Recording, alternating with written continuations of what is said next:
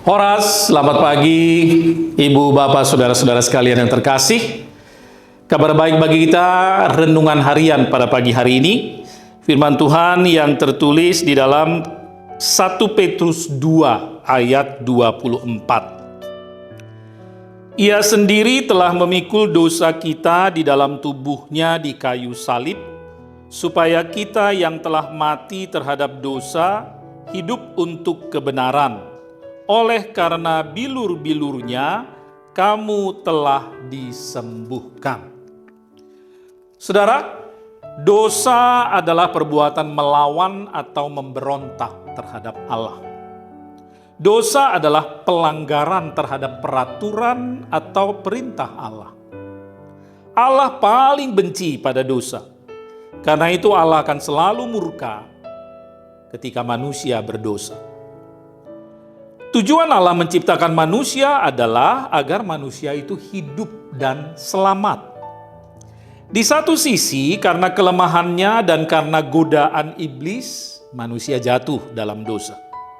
Di sisi lain, manusia ingin hidup selamat dan bebas dari dosa. Bagaimana caranya agar manusia bisa selamat dan diampuni dosa-dosanya? Apakah dengan melakukan perbuatan baik manusia dapat selamat? Apakah dengan melakukan hukum Taurat manusia dapat diampuni dosa-dosanya? Ternyata tidak, saudara. Rasul Paulus berkata di Roma 3 ayat 20, tak seorang pun yang dapat dibenarkan di hadapan Allah oleh karena melakukan hukum Taurat. Karena justru oleh hukum Taurat orang mengenal dosa. Lalu di ayat 28 Paulus berkata, manusia dibenarkan karena iman, bukan karena ia melakukan hukum Taurat. Dosa adalah kesalahan. Orang berdosa adalah orang yang bersalah. Dan orang yang bersalah harusnya dihukum. Upah dosa adalah maut. Lalu agar kita bebas dari hukuman, maka kita harus benar dulu. Jangan dalam posisi salah. Kita harus dibenarkan. Dan iman kepada Yesus Kristuslah yang dapat membenarkan kita. Sehingga kita bisa terbebas dari hukuman dosa. Kidung Jemaat nomor 37A, Batu Karang yang Teguh, ayat 2-nya berbunyi, walau aku berjerih dan menangis tak henti, apapun usahaku tak menghapus dosaku. Hanya oleh kurbanmu kau selamatkan diriku. Sungguh kita patut bersyukur tak henti-henti, karena kita memiliki Tuhan yang maha baik, maha pemurah. Tuhan tahu kita tidak dapat menyelamatkan diri kita sendiri. Perbuatan baik atau apapun usaha yang kita lakukan tidak dapat menyelamatkan kita dari dosa. Karena itu, Tuhan yang berinisiatif. Tuhan yang bertindak menyelamatkan manusia.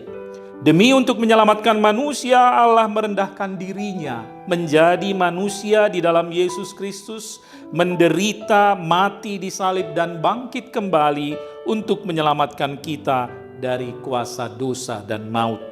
Di kayu salib, Yesus memikul dosa-dosa kita. Darahnya mengampuni dan menghapus dosa-dosa kita. Bilurnya menyembuhkan penyakit kita. Karena dosa, seharusnya kita mati. Tetapi melalui kematian Yesus di kayu salib dan kebangkitannya, kita beroleh keselamatan dan hidup kekal. Terpujilah Tuhan kita, Yesus Kristus, Juru Selamat kita. Amin.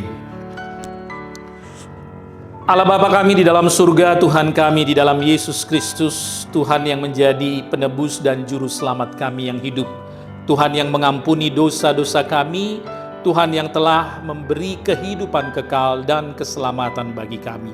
Terima kasih Tuhan, kiranya kasih-Mu memberi motivasi menjadi dorongan bagi kami, agar kami menjadi pengikut Kristus yang lebih sungguh dan lebih setia lagi mengikut Engkau di dalam kehidupan kami setiap hari. Berkati kami Tuhan di dalam aktivitas pekerjaan dan pelayanan kami sepanjang hari ini. Berkati juga orang-orang yang kami kasihi, keluarga kami. Berkati seluruh anggota jemaat gerejamu HKBP Duren Sawit.